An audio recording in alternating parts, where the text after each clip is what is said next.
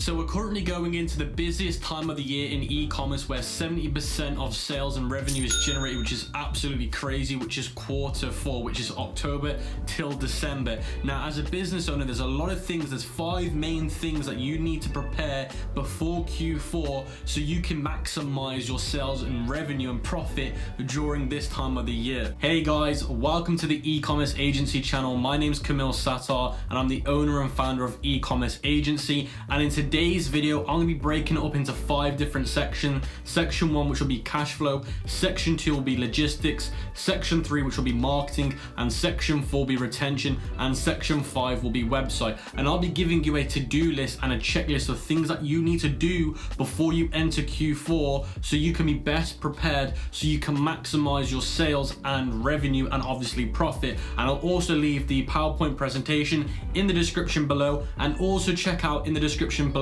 all the recommended videos that I recommend you watch that correlate with this video. Now, before we actually get into the content, make sure you show your support by liking the video, smashing the subscribe button, turn post notifications on, and let's get straight into this Q4 checklist.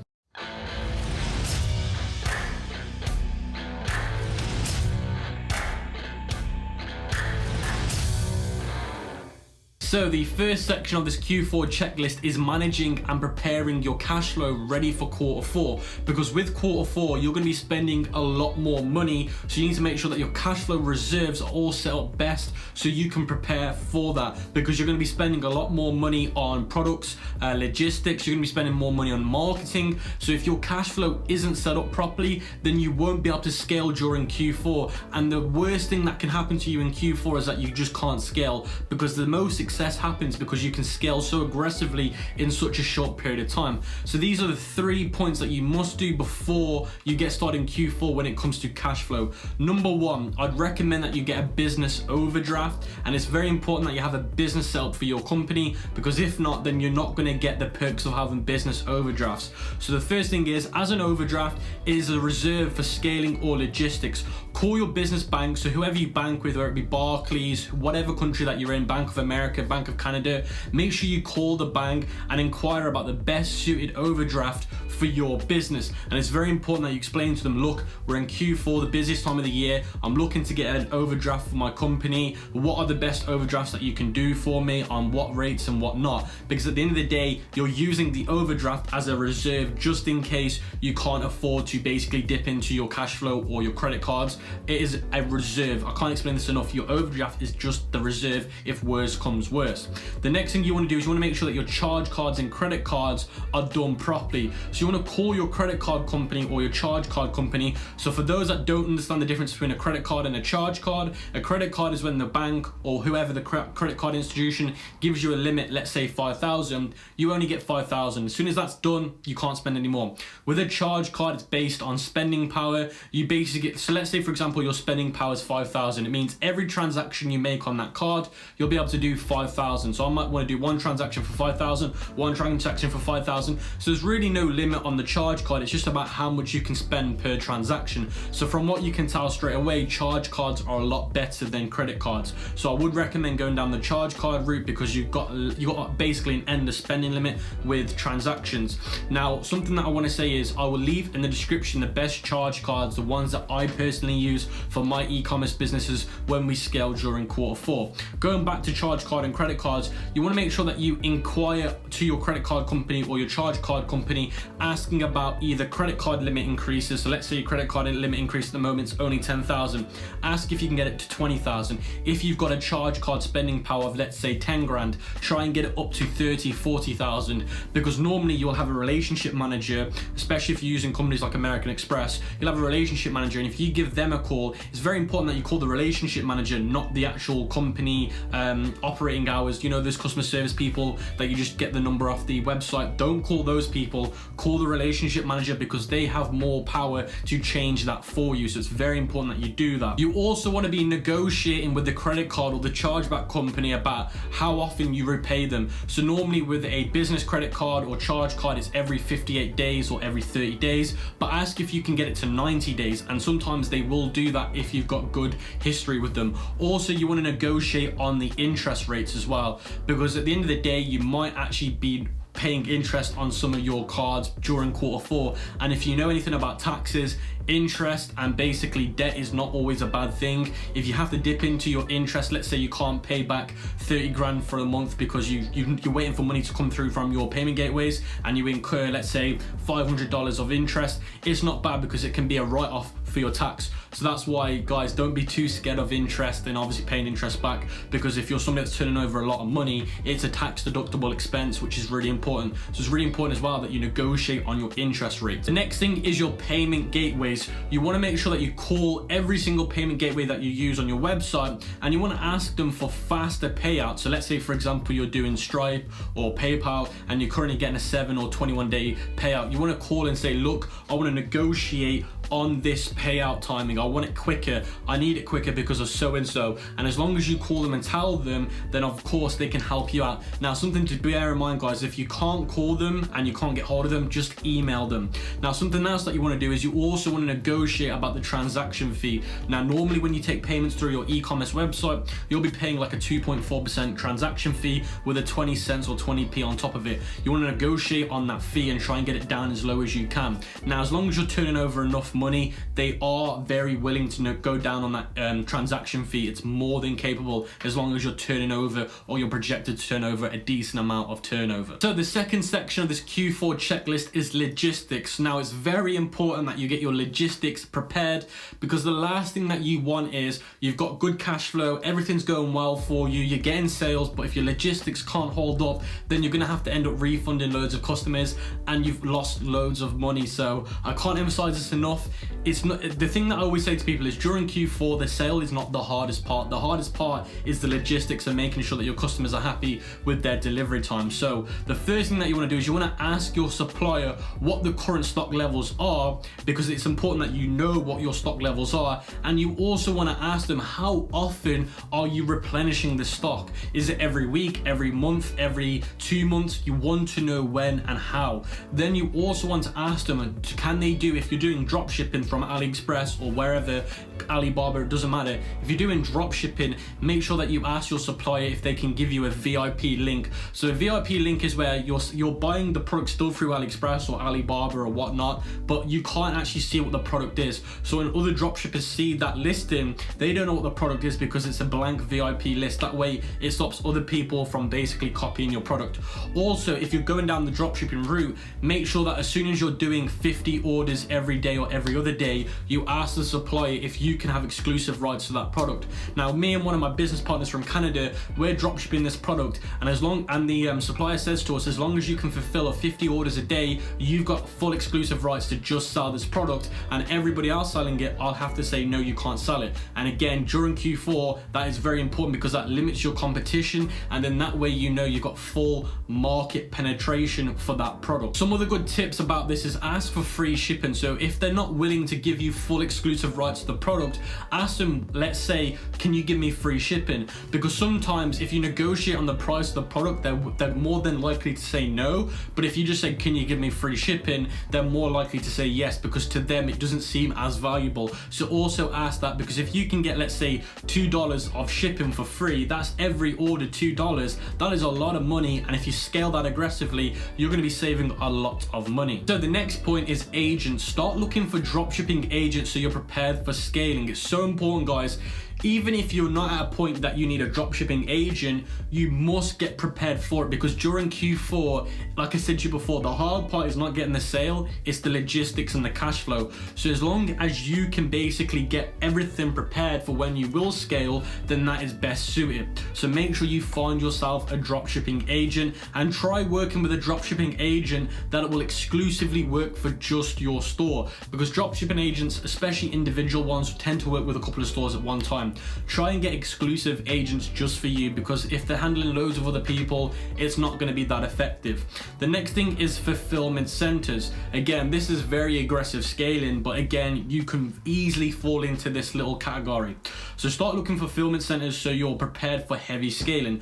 Only work with fulfillment centers that are working more staff during Q4. So when it comes to picking fulfillment centers, make sure that you're working with those that are willing to employ more staff, because at the end of the day, day, if they've still got the same amount of staff during Q2 for Q4, the workload's going to go even higher. So having fulfillment centers may not even be worth it. So you must work with ones that are willing to employ more staff or just get more staff on board. So the third section of the Q4 checklist is the marketing for Q4. So when you come to do marketing for Q4, everything completely changes. Competition goes through the roof. Marketing in terms of how to approach customers, you must diversify because everybody's getting hit with the same psychology marketing, so you must diversify. So the first thing is your ad creatives. Now ad creatives are like thumbnails, ad copies, ad headlines, videos, all the marketing materials that you're using to put in front of your customer. This is where a lot of things change. So you need to do 10 to 20 times more creatives than you usually do. So if you usually only make 5 videos for one product, you need to start making, let's say 10 or 15 or 20. You need to really start getting a lot more creatives on the go, because the key to success in Q4 is lots and lots of variation, because the marketing platforms that you're going to be using will be jam-packed of consistent creatives and they'll get bored of them. So it's important that you really do diversify extremely aggressively during this period of time. So what I'm saying is you want to have 10 times or 20 times what you normally had. So 10 times the ad creatives, 10 times the thumbnails, 10 times the ad copies, 10 times the videos, 10 times the ad headlines. I also recommend that you try dynamic ads as well. Facebook and Shopify have made this new feature where the pixel integrates a little bit differently now, and basically enables you to do a lot more better dynamic ads, and these dynamic ads are really good for AOV, so I definitely recommend that you try dynamic ads out. The next thing are costs. So the costs during Q4 are going to go up by 20 to 40%. So your costs for marketing, so let's say you normally do Facebook ads, your costs will go up by 20 to 40%. So it's very important that you're very effective with your marketing. You must learn manual bidding. So during Q4, if you don't know how to do manual bidding, now manual bidding is often very common in lots of marketing platforms. It's basically where you control the bids on the platform. Manual bidding, the best way of explaining is you just control the bids for the platform. Now normally when you use Facebook, Google, normally they control the algorithm where it controls the bids, how much they should bid to enter the platform.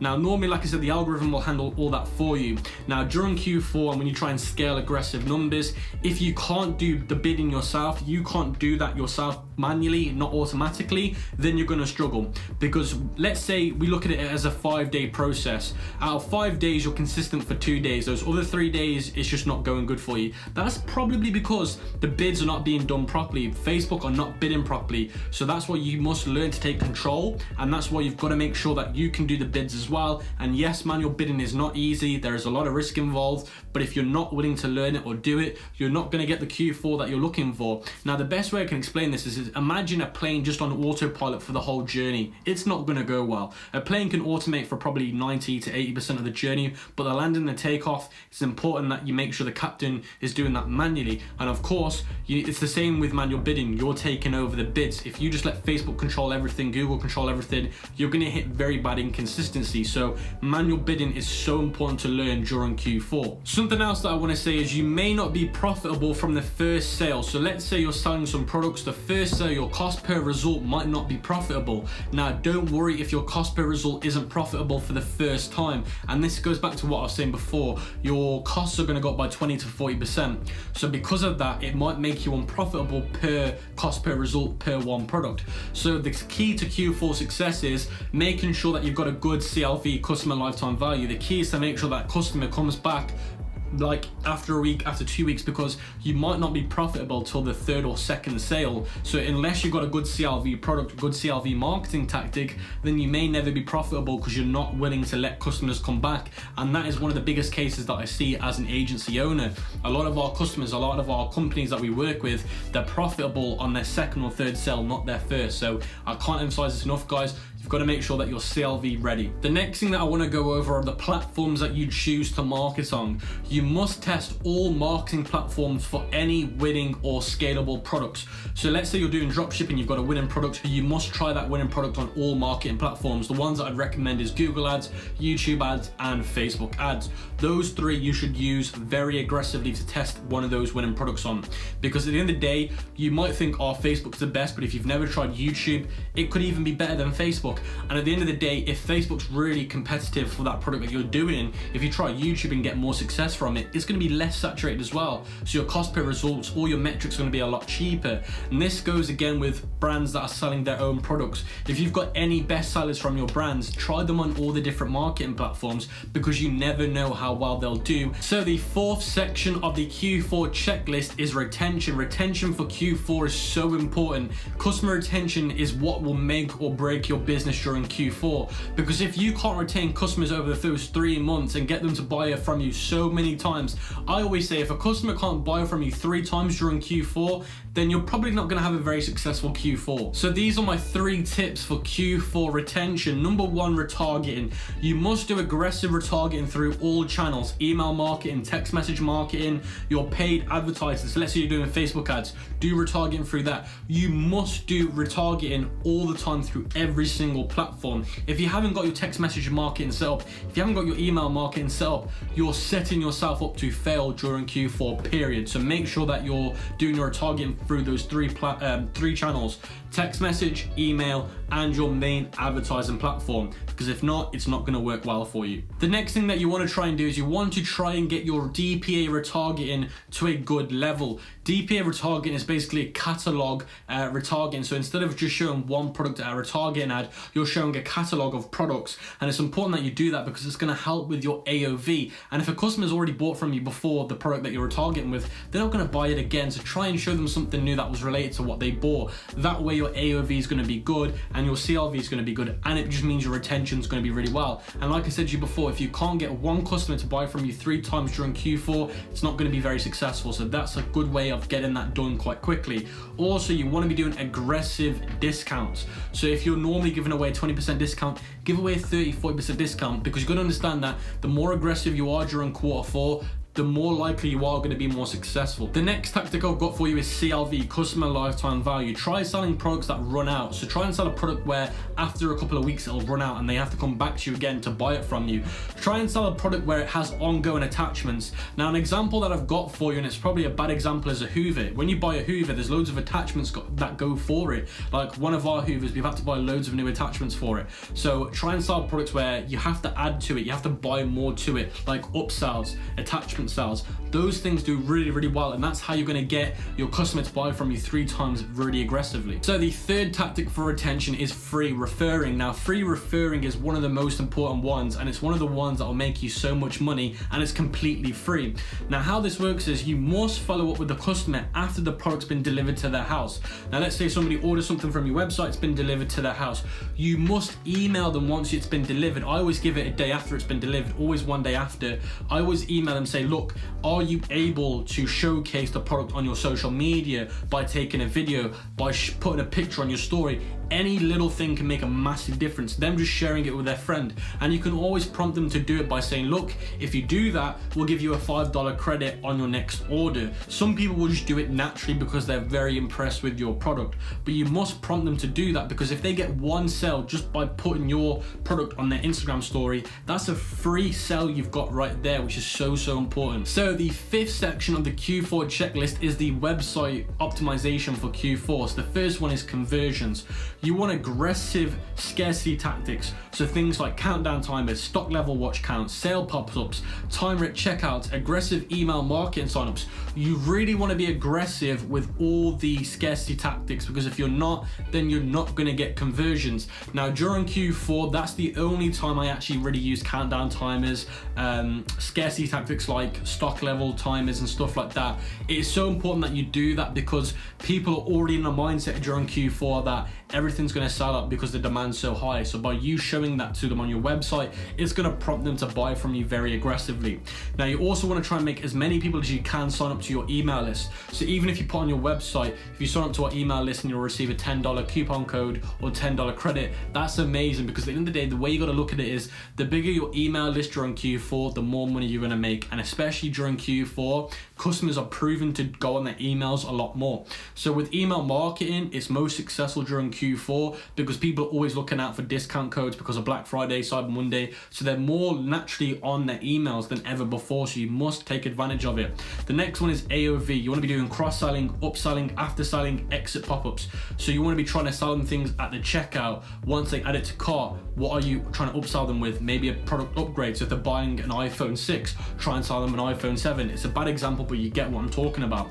Are you trying to sell them things at the checkout? So whilst they're checking out, are you trying to sell them something? After they bought from you, let's say a couple of days after, are you trying to upsell them with an upgrade? Are you trying to upsell them with an attachment? Have you got exit pop-ups on your website? So when somebody tries to leave, it says, look, before you leave, get a coupon code. Before you leave, sign up to get a coupon code. You need to try and do one of those tactics. The next thing is speed. You want to make sure that you have no more than 10 apps installed on your website, because at the end of the day, speed and optimization is key. If your website's taking too long to load, people are going to go somewhere else, especially during Q4, because people are not patient. People are so impatient during Q4. You want to go with a theme that has inbuilt features. So with those apps that you've got right there, if they're already built into a theme, so I use Debutify, which has all the apps that I need built into the theme, so I don't have to download any external apps. And you want to make sure that you compress all your images and all your videos, so it makes that you get a great website speed. And you're looking for a website speed under 5 seconds for best website speeds in the industry. So those are my Q4 section checklists. Now guys, let me know what you thought in the comment section below. If you've taken value from this video, make sure you smash the like button. That's all I ask for in return, and I'll catch you guys on one of the next videos on the agency channel.